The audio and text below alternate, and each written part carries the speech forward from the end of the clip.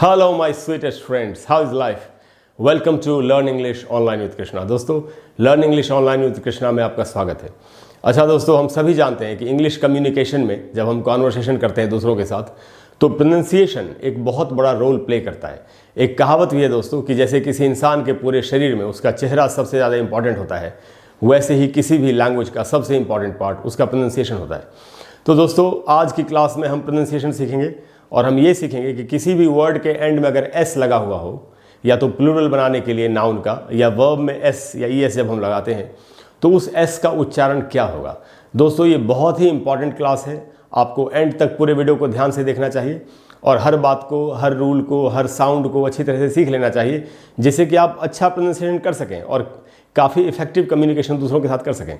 तो दोस्तों, आज की क्लास में हम सीखने जा रहे हैं प्रोनंसिएशन ऑफ एस का उच्चारण क्या क्या होगा। और आज सीख रहे हैं हम दोस्तों पार्ट टू इसलिए दोस्तों क्योंकि प्रोनंसिएशन ऑफ एस के नाम से मेरा एक वीडियो और भी है, उसमें मैंने टेक्निकल तरीके से बताया है कि एस का क्या क्या उच्चारण हो सकता है।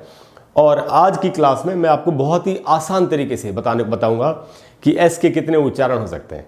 तो दोस्तों, एक एक करके सीख लेते हैं। एस के 3 उच्चारण हो सकते हैं जब ये किसी वर्ड के एंड में आता है। तो वो तीनों कौन कौन से उच्चारण दोस्तों? पहला है इज, आई और जेड यानी इज की तरह उच्चारण होगा एस का। दूसरा उच्चारण दोस्तों एस यानी स की तरह उच्चारण होगा।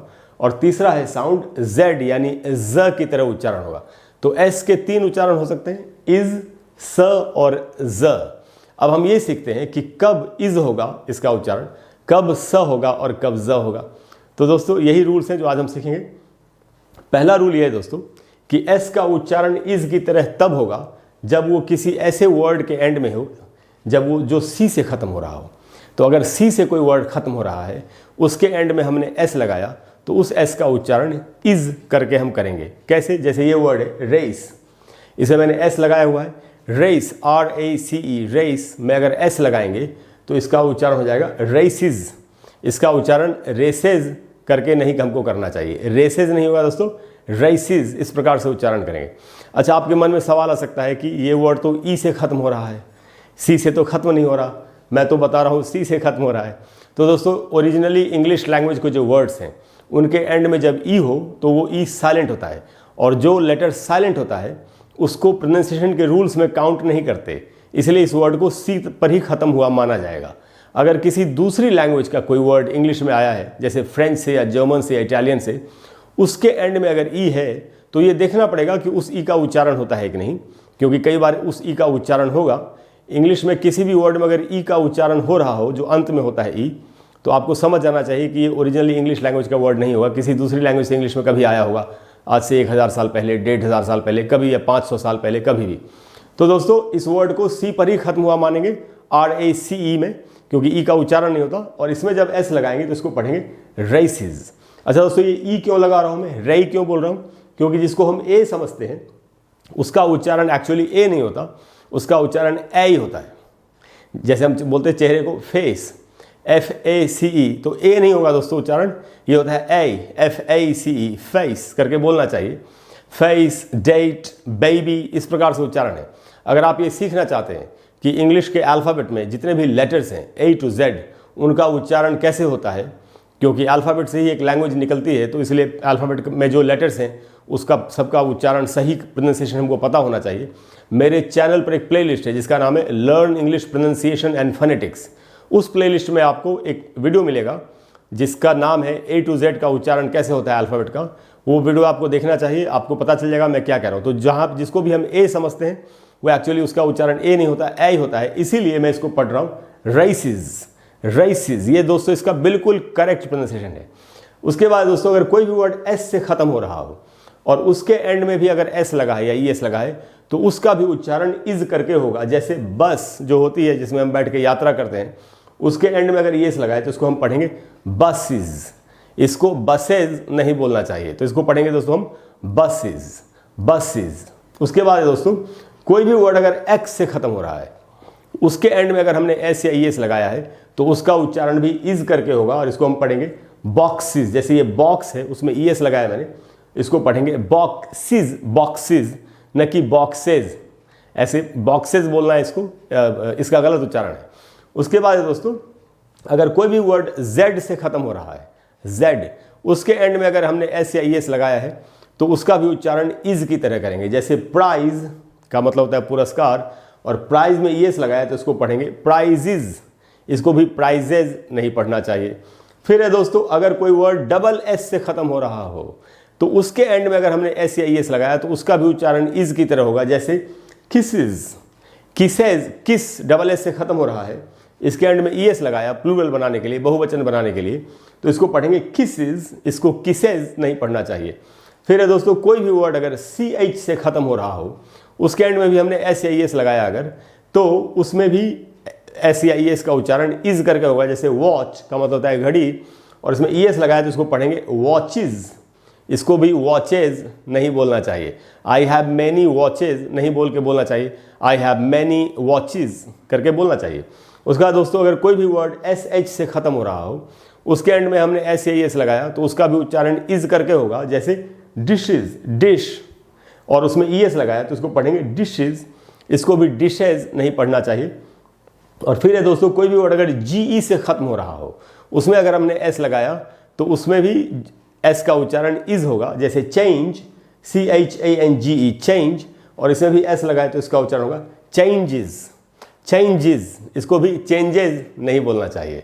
तो दोस्तों ये थी पहली सिचुएशन कि एस का उच्चारण इज कब कब होता है। अब दोस्तों हम आते हैं दूसरी सिचुएशन पे। दूसरी सिचुएशन में एस का उच्चारण स कब कब होगा ये हम सीखेंगे। तो दोस्तों, कोई भी वर्ड अगर पी से खत्म हो रहा हो, जिसके एंड में पी हो, उसमें अगर एस लगाएंगे तो उसमें एस का उच्चारण स होगा। कैसे? जैसे स्लीप का मतलब होता है सोना, और इसमें अगर हमने एस लगाया तो इसको हमको पढ़ना चाहिए स्लीप्स, ही स्लीप्स लेट, इस प्रकार से बोलेंगे। कोई भी वर्ड अगर के से खत्म हो रहा हो और उसके एंड में अगर हमने एस लगाया है तो उसका उच्चारण होगा स। और जैसे ये है बुक, तो बुक में अगर एस लगाया प्लूरल बनाने के लिए, बहुवचन बनाने के लिए, तो उसको हमको बोलना चाहिए बुक्स। उसके बाद दोस्तों, टी से अगर कोई वर्ड खत्म हो रहा हो, उसके एंड में एस लगाया तो वहाँ भी एस का उच्चारण स होगा। तो जैसे हैट जो पहनते हैं सिर पे, उसमें एस लगाया तो इसको पढ़ेंगे हैट्स। फिर है दोस्तों, अगर एफ फैन, पंखा, एफ से अगर कोई वर्ड खत्म हो रहा हो, उसमें अगर हमने एस को ऐड किया है तो उसमें भी एस का उच्चारण स होगा। जैसे क्लिफ का मतलब होता है खड़ी चढ़ाई, जो चोटी होती है वो, उसमें एस लगाया तो इसको पढ़ेंगे क्लिफ्स, तो इन स का उच्चारण होगा एस का। उसका दोस्तों, अगर पीएच यानी कि फ जब साउंड हो, अगर उसमें एस लगा है, ऐसे वर्ड है जो पीएच से खत्म हो रहा है, उसमें एस लगाया तो वहाँ पर भी एस का साउंड स होगा। जैसे ग्राफ, कोई भी जो ग्राफ बनाते हैं हम, उसमें एस लगा तो इसको पढ़ेंगे ग्राफ्स। उसके बाद है दोस्तों, टीएच का उच्चारण जब इस प्रकार से थ हो, उसमें जब हमने एस लगाया तो उस एस का उच्चारण स होगा। जैसे मिथ जो होता है कोई भी जो टूट जाता है कई बार, तो मिथ में अगर एस लगाया तो उसको पढ़ेंगे मिथ्स। ये थी सिचुएशन दोस्तों जब एस का उच्चारण स होता है। अब हम सीखेंगे कि एस का उच्चारण जेड की तरह ज कब कब होता है।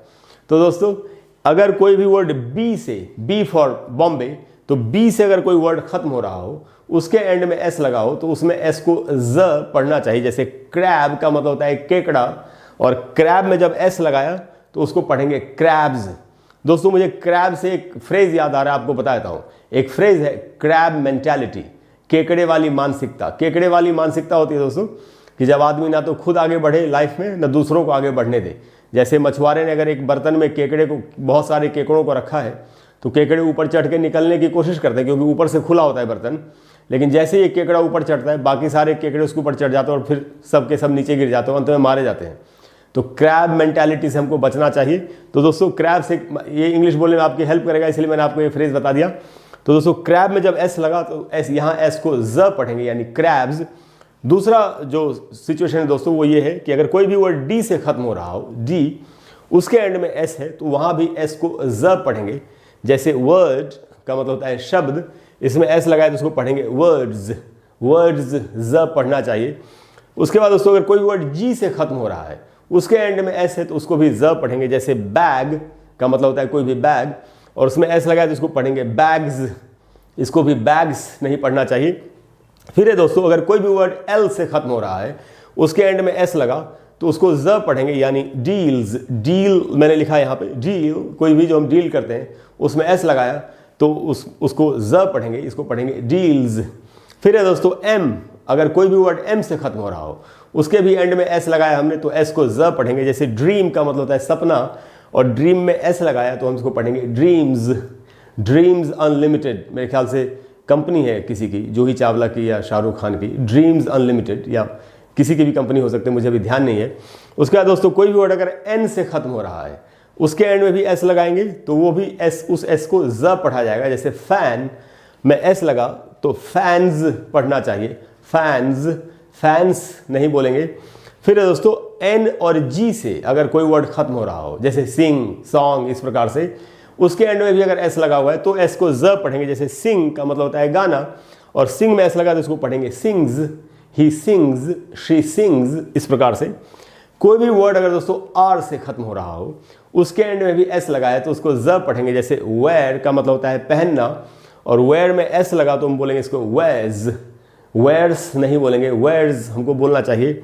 और दोस्तों वी से अगर कोई भी वर्ड खत्म हो रहा है उसके भी एंड में अगर एस लगा हुआ है तो उसको भी ज पढ़ना है। जैसे ग्लव, दस्ताना जो होता है, ग्लव्स, दस्ताने, तो एस है इसके एंड में तो इसको भी यहाँ एस को ज पढ़ेंगे। ये भी वर्ड ई से खत्म हो रहा है, ई का उच्चारण नहीं होता, साइलेंट होता है, इसलिए ई को काउंट नहीं करेंगे, वर्ड वी पर खत्म हो गया ऐसा मानेंगे, और इसमें रूल एस का जेड वाला लगेगा। और दोस्तों अगर कोई भी वर्ड वाई से खत्म हो रहा हो तो वाई से खत्म हो रहा है उसमें अगर एस लगेगा तो उसमें भी एस का उच्चारण ज होगा। जैसे प्ले मतलब खेलना, और उसमें एस लगा तो इसको पढ़ेंगे प्लेज, प्लेज। तो दोस्तों ये एस के उच्चारण है, ये बहुत ही आसान तरीका है एस के उच्चारण को समझने का, इसीलिए मैंने आपको ये क्लास दी। मुझे उम्मीद है कि आज की क्लास के बाद आपको एस के उच्चारण को करने में आपसे कभी कोई गलती नहीं होगी। और अगर आपको क्लास अच्छी लगी हो तो प्लीज़ वीडियो को लाइक करें और शेयर करें और चैनल को सब्सक्राइब करें। और अगले वीडियो में मैं आपको फिर कमाल का कोई रूल प्रोनाउंसिएशन का बताने की कोशिश करूँगा ऐसा ही, नहीं तो हम कोई वर्ड सीखेंगे साथ में मिलके, या कोई ग्रामर का रूल सीखेंगे, या कोई भी स्पेलिंग का, राइटिंग का, कुछ भी सीख सकते हैं। इसके अलावा दोस्तों कोई भी अगर ऐसा टॉपिक है जिस पर आप चाहते हैं कि मैं आपके लिए वीडियो बना दूं, और अगर मुझे लगेगा कि वो वीडियो काफ़ी लोगों के काम आएगा तो मैं आपको वीडियो बना करके ज़रूर दूंगा। Thank you very much, I will see you soon, bye bye.